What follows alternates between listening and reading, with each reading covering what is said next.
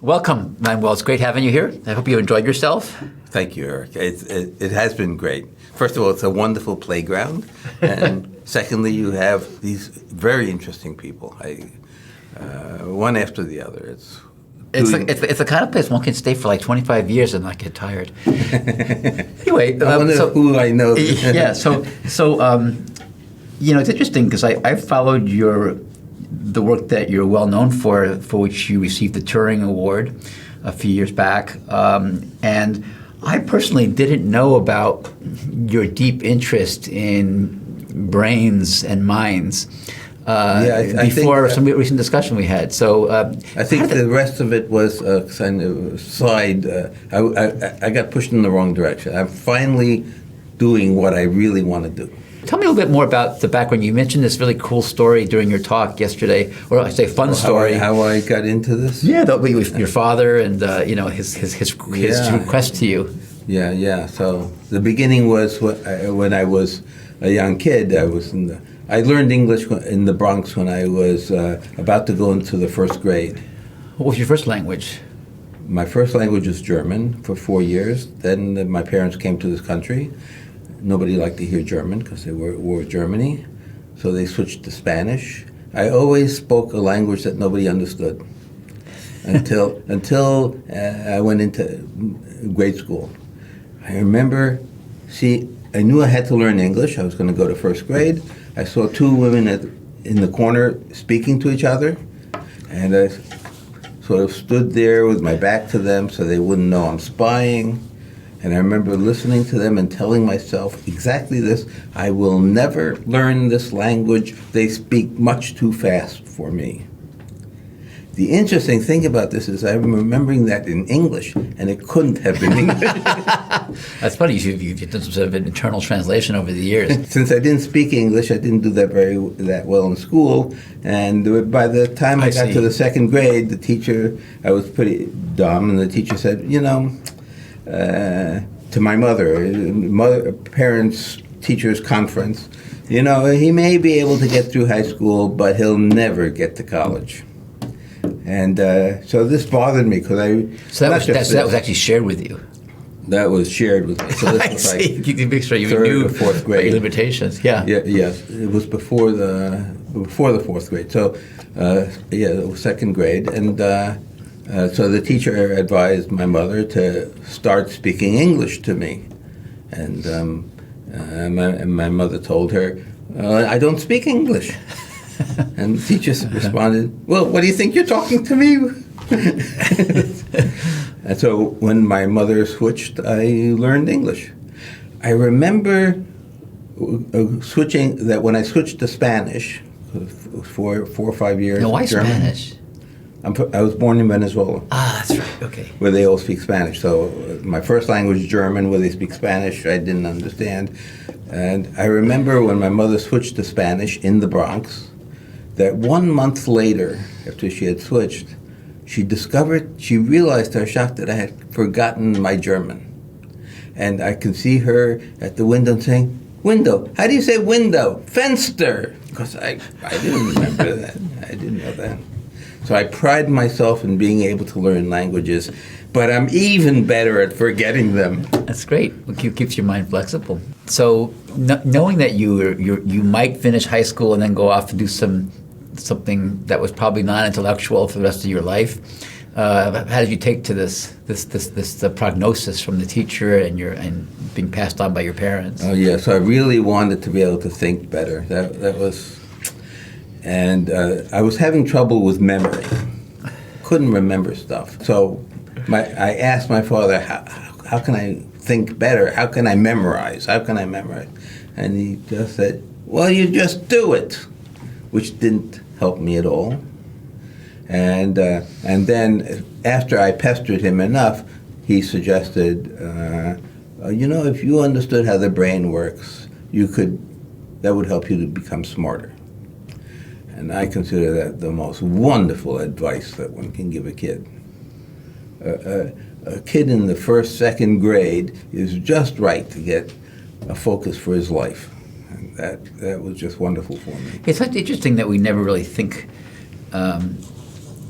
that we don't have an owner's manual on this incredible machine, and we expect it to just somehow fly by wire by learning as we go, when there's probably a lot we can do with reflection, introspection, guidance, understanding how to learn better, how to challenge ourselves intellectually, why a math problem that seems really hard shouldn't be a blocker, it should be a question as to why I can't understand it, and to learn how to think about it. Absolutely, yeah. Do you think that question from your father framed the curiosity you have about mind and brains, or are you already getting curious about it on your own? Well, that was the beginning, but certainly I'm lucky that we moved a lot, so I have my memories placed. Your milestones, we say, yeah. Right. Yeah. And so between the third and fifth grades, we had moved out of the Bronx. I was in Westchester County in New York, and so I can remember I would go to the library and take out books on the brain, and I was a little embarrassed because other kids were taking out Black Beauty and stuff, and books on the brain. You're trying to find that owner's manual sometime. Trying to find the owner's manual. So I would open the book to the back thing so that the librarian could stamp it, so she wouldn't see what it was I was taking out. So when you went to MIT to do EE, the idea of you actually finding your way into the lab, which to me is mind-blowing, of McCulloch and Pitts, because I read that paper years ago and I said, oh my God, these people were the first people to write down and abstract what a neuron is as a mathematical unit and then build circuits, a formal neuron. And you actually work with these people. Wonderful people. These were wonderful. Can't tell you how... Marvin Minsky was my thesis advisor, but Warren McCulloch was really my mentor. That's fabulous. And Walter Pitts, his sidekick, who really taught me a lot. Walter, for example, told me that anything you want to know, you can get from books. Now, that's an overstatement, because there are things we want to know that you cannot get from books. Yeah. And that's the sort of thing we do research for. But the truth is there's a lot you can get from books. And Walter would go to the library and take out books, and every so often the librarian would tell him, you got to bring those books back, and he'd get a wheelbarrow. Literally, a wheelbarrow, to be able to bring the books back. Sounds like the overdue fines would be quite extensive for him. You need a wheelbarrow full of dollars and coins. And just to describe, because people listening to this maybe don't have the same admiration for McCulloch and Pitts that I have since being quite young and reading about brains and minds myself. But what they did with their paper in 1943. Yeah, this wonderful paper that introduced the formal neuron, and the formal neuron with its inputs, and they basically proved that you have to have inhibition, not just that with excitation alone, you could not have a... what they were doing, the theorem was that you could use these formal neurons to construct a Turing machine. Nowadays, we know you can do that, but at that time, this was the paper that showed it. And in the process of showing this, they saw that, you can't do very much unless these formal neurons get both excited and inhibited. And so they told the other neurophysiologists there is inhibition in the brain. And the neurophysiologists of the time said, no, we've never seen it. And they said, it's got to be there. And now we know it's not only there, but it's a major, major player in the brain. Well, for sure, it's a major player, yes. Very interesting. And so... They found it after. He insisted that they will find it. They found it on the watch of McCulloch and Pitts, during that time frame? In that time frame, That's right. fabulous. The first, in the goldfish retina, they found a neuron which had this very thick fiber coming in, and it was an inhibitor. Whatever that neuron was doing, when this thing fired, it stopped that neuron cold. Very interesting. And so your experience in that lab got you thinking more deeply about the mathematics that might be important in brains and minds. So it's interesting to think how you went from this interest, which clearly is, now that I understand your background and what you've presented yesterday at your distinguished lecture, how that frames a number of things that you did including the work on recursion and so on, that behind this was interested in some questions about minds. Yes, I did think that recursive function theory and logic were the kinds of mathematics I needed in order to build this manual of how the brain works, in order to understand. And maybe you could describe a little bit about the work on recursion that you did, maybe in a broad sense of what the intent and the results there. I'll describe one thing that's interesting, which is not mine. It's this proof that a Turing machine, it's a very simple computer, can, started on a blank tape, can actually print out its own description on the tape. It's called the recursion theorem, and it shows you exactly, the proof shows you how to build a Turing machine so that it prints out its own description. And this is part of machines that can then self-reproduce. You first print out a description, and then you go to a constructor which sees the description and then builds it. And what does that imply about systems that could reflect about their own thinking processes through the same logics? Yeah, so it does sound very related. I mean, for one thing, it means a Turing machine can print out its own description and then modify it and then follow these new instructions, which that tells you why I got interested in recursive function theory. I would not do it that way. I understand. Right. So speaking about doing it that way, let's talk a little bit about this pursuit of some formalism that could describe a model of conscious experience or consciousness. Of course, when you mention that word, you end up navigating a space where you pass philosophers and people arguing with imprecise terms and not making good progress. This idea... It's crazy, actually. It's crazy out there, right? People think I'm actually nuts. What am I doing? So I have a friend, Egon Balash, who's 96 years old, still quite active, and he absolutely refuses to believe that a machine could actually feel the sort of feelings he has when he felt, when he's in love or when he hears music. But doesn't he believe that we have incredible existence proofs of Homo sapiens? Yeah, so it's interesting. I have... Yeah, how come? You know how human beings think that they are closest to God, that they are the center of the universe. And I really always hated that. I terribly hated that. And I was so happy that there were things like Copernicus saying, well, the Earth is not at the center of the universe, the sun is. And then, and there were many examples like that where we find that we're not as so different from the other animals. And there was a time when life seemed to be completely different from non-life, that it seemed impossible. Imbued with a special spirit. Right. How can you go from F equals ma to the life spirit? Impossible. And yet it works, right? I mean, again, it works. And I think we're at that same point now where people say, okay, so we can get life, but feeling, emotion, we can't get that. We'll never get that. Well, maybe before we go there, let's just do this. I think it's important to make this discrimination, or this distinction. We'll dive more deeply into just some high-level descriptions because we don't have a whiteboard here. I guess we have one we can use, but or slides. It's okay, better with that. Yeah, right. But we'll talk more about the particular model that you linguistically will describe the model you have in mind. That's exciting. You and Lenore right now, your wife and your colleague and Avram, your colleagues on this front on this pursuit. But I want to just ask the question, stepping back a bit, because I want to just clear up some confusion, which might even help with folks' understanding of what it is that you're doing.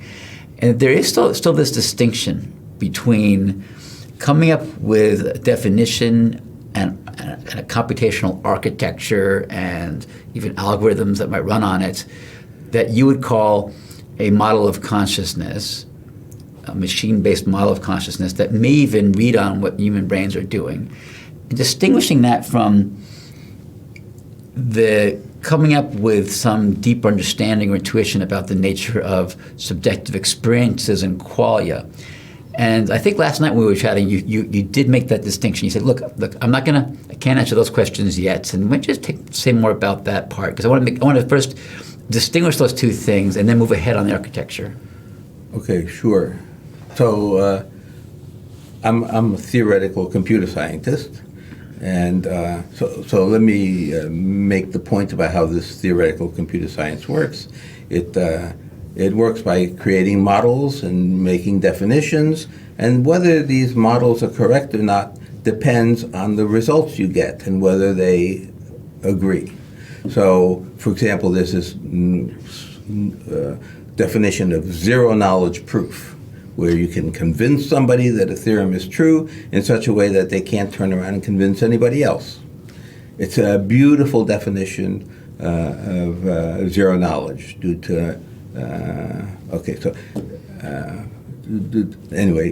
so there is this beautiful definition, and even the term zero knowledge sort of suggests that if I give you a zero knowledge proof, that you're getting no information other than the truth of the theorem. This is the way it's described. You get no information but the truth. It's not true. For example, if I give you a zero knowledge proof, you learn something about the actual length of the proof. You also learn that I know the proof, because you can't give a zero knowledge proof without knowing it. There's a lot of additional information. The point is that a good definition can actually give you an understanding of what's going on. And so the way I'm doing it here, and this is the way theoretical computer scientists work, is I make a model, and I we, Lenore and I, we make this model, and then we define, this is what consciousness is, this is what a chunk is, this is what short-term memory is, and people may or may not agree. But there are allusions between those structures and those portions of the definition, and then how the mechanism works, and what you believe personally is likely going on in human minds at some level. Absolutely. I mean, when I define we are consciously aware of what's in working memory, we're not aware of anything else that's going on. That in the model, I can define that precisely. This is what we're conscious of. Whether this actually corresponds to what's going on in the brain, most people will say, that's not the way it works. Okay, again, just back to my earlier comment / question and distinction. You could carry this through deeply, and it might even be a great explanation for certain aspects of what's going on in human minds, or even a nice blueprint for what evolution discovered when it came up with vertebrate minds and Homo sapiens, for the ones that are now interacting across this table.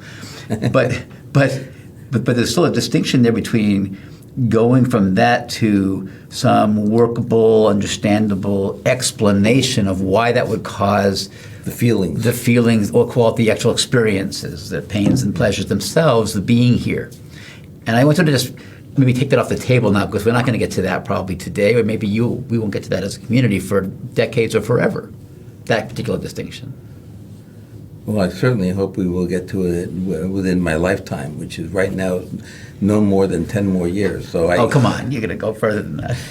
but whatever. The point is, I do think that we can get to what that feeling is about.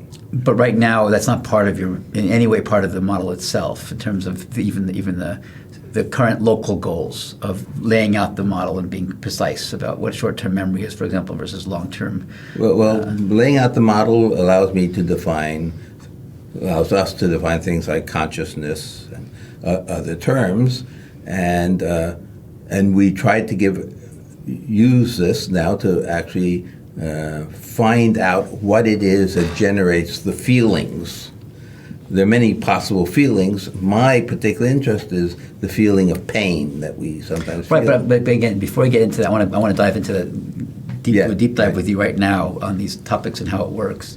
But even just to prefetch a bit here, even the pain thing that we talk about, that you'll be talking about, is not necessarily the subjective quality that we have as humans of pain. That's a different it might be related, but we're not sure why that's happening in terms of how that's generated, or why that's part of our universe, that the mechanism seems to be able to do that.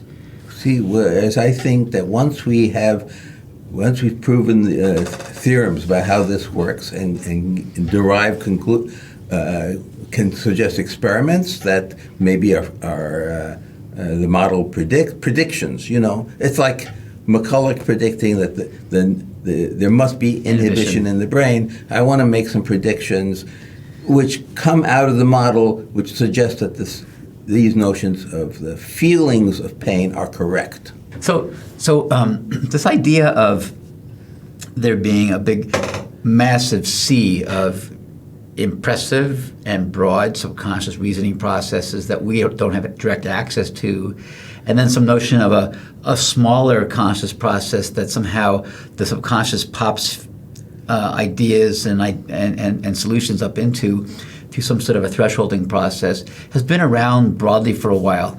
I know it's one that I reflect about, and I've seen in writings for years, and I know they've been influential in your own thinking. Who are some of the people that have worked on this outside of, might say, theoretical computer science? Yeah, so the main first person I found out about was Bernie Baars, but Stan Dehaney has a wonderful.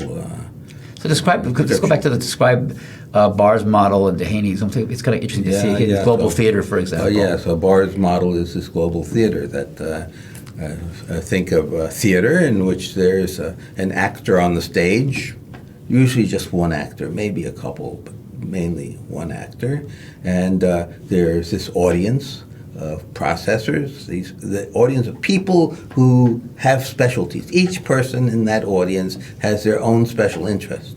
One of them really loves chess and knows about chess, and if anybody on the stage asks a question about like what move to make next or anything like that, this chess program would look at it. And this really starts from other psychologists, like John Anderson, for example, had the ACT-R kind of approach. Right. So, yeah. So they have their own models, and again, I'm trying to. I think the difference is. So John Anderson says the brain is very complicated. The model cannot be simple, and we say, Lenore and I say, the mathematics can only deal with very simple ideas, very simple constructs. We need a very simple model. So in this way, it's different from the others. I want the simplest model that I can start to make definitions and prove theorems about. So let's dive into it now. So let's take the global generics of a global this global theater model, and let's now carry it forward into computer science. Sure. Maybe you want an application, like for example, what would this? You know how I have an iPhone here, and if I want to look up this person that I met this morning here, her name is AJ. AJ Kumar. AJ Kumar, right. If I want to look her up a month from now, how will I find it? Will I find her by Googling for AJ? Probably you won't find it because it's not under AJ. Her name is spelled ECE. So do I look in the calendar? Do I look to my phone book? Where will I find her? So in this model of consciousness, the way this would work is you ask the question, and all of these apps that you have here, the calendar, the Google, or the Bing, all of these different apps, hear the question and try to answer it. Wouldn't that be nice? You don't know where the information is, but you ask the question and they all work on it, and the one that has the answer pops it up to you. And I love that idea. I hate having to search around for through all of these apps when they could be doing this one. So the idea is there's some notion in your model of, we'll call it the stage, the executive, the short-term memory, as you refer to it, and somehow it can make requests down or broadcast. It can broadcast, right? And it can make requests, and they won't always be answered the way you want. I have this pain, and could you please turn that pain off? And for some reason, the processors refuse to do that. But what's her name? it's very likely the processor will respond. So just go through the basic, if you were to just draw up the architecture, some basic ideas of how this all works. You have the stage on top. You have all of these individual processors at the bottom, and whatever's on the stage is broadcast down to those processors so that they all are paying attention to what's on the stage. The stage presumably has very little information. Now, how do they get back the information? And then those processors have to send their information back up. But of course, the stage is very small. Only one or two of those processors can get up there. And so they have to decide amongst themselves which is the most important information to get up there.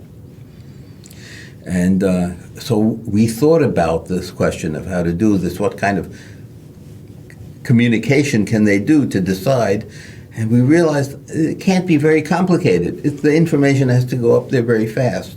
So we decided that really it's going to be no more than comparing two numbers. There's one processor has some information which has certain weight +3, and another processor has information that values as +5. Mm-hmm. So only the one with +5 goes up one level rather than the +3. So it's just a simple comparison of numbers. And then there's the question, of course, of, well, where do these numbers come from in the first place?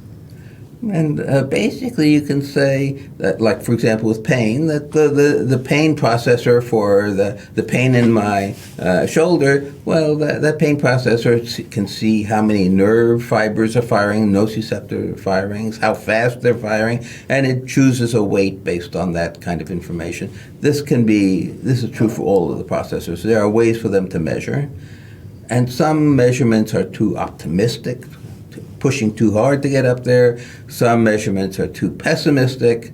And the nice thing is we discovered that our son Avram had exactly this kind of a model, and we had written a paper called the Sleeping Experts. That's all these processors down below. What a great way to solve problems, just have a kid to do it for you. Yes, and we are. And we fortunately have that. That's fabulous. So his algorithm basically is telling you how you compare these, how you are able to reduce or raise the weights of these processors so that they are essentially, their weights are optimally chosen. And of course, there's several areas of computer science where this kind of thing is done. In the area of search and retrieval, where you have a big graph with weights and the idea of figuring out sort of what's a good ranking function that would bring back the right results given a query. It's not that far off from some of these concepts. I don't think this is far off at all. The only thing that's far off is that I'm going to try very hard to be able to get to what's causing the agony in pain, what's causing the suffering in pain. I want to be able to, or the pleasure, the joy. I want to get at the qualia. I want to get at the hard problem. Yeah. I do. I'm concerned that will be making that leap will be tough, even from a great and intuitively pleasing architectural solution. That's just me specifying some sense that the leap might be difficult. I hear you. So I would love to find that link to do that leap with you. So Lenore looks especially at joy, which is a very hard problem. I look at pain, which I think is. He's such a great complementary match. Yes. You're a match made in heaven. It's really wonderful. Yes, yes, it's terrific. So I look at pain, and there are many explanations for why we have this feeling of pain, but one of them is that when you have really serious pain, you cannot think about anything else. Whatever it is you want to think about, you cannot. If it's really extreme pain, you are killed as far as problem solving, general problem solving. General problem solving. And one of the things that sort of makes me think maybe I'm on the right track is the fact that this is the most anti-Darwinian notion you can imagine. I mean, here I am. something has fallen on my foot. I'm in extreme pain. I really need to get rid of it, and I can't even think of how to do it because I'm in so much pain. So we discussed yesterday a Darwinian interpretation of that, even though it's kind of sad, which is that the solution for Darwinianism was to get rid of that human being out of the tribe immediately, have him just lay on the ground, and everyone else run away. Yes, you did. you did sort of suggest that. Sorry to make such a macabre explanation for this, but go ahead though. Yes. Yeah, here's the point. If we can understand that, there's something we might be able to do. You know, right now, when doctors want to know how much pain you're in, they have this set of 10 faces, from the happy face to the one that's crying, and they say, where's your pain? And this is the best that they can do right now. I mean, they can try to use fMRI and other methods, but this is actually the way they do it. It's the best they have. And the doctors have a problem. Somebody comes in with that shoulder pain, and they don't know, is this person really in pain and really should get those pills? Or is it that he wants to get pills to sell on the street?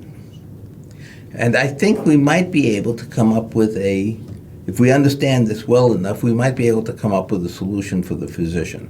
How to tell whether that person how much pain that person really feels. And part of that solution, we feel, will come from the fact that if it's very serious pain, you can't think that clearly.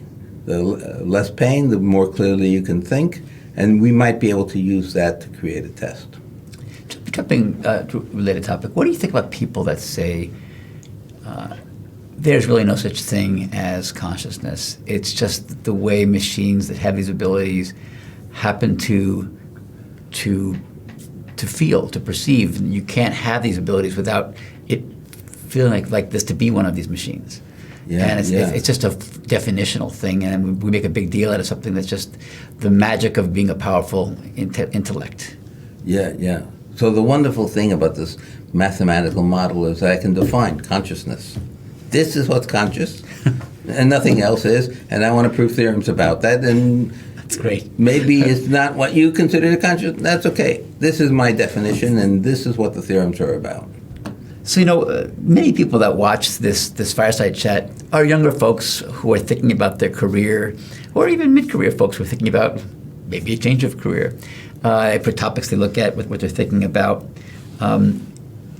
I'm just impressed that you stuck with your early curiosities your whole life, even when it wasn't clear that that's what you were working on, or winning the Turing Award for. You stuck with this passion and interest about brains and minds. Not that I had much choice.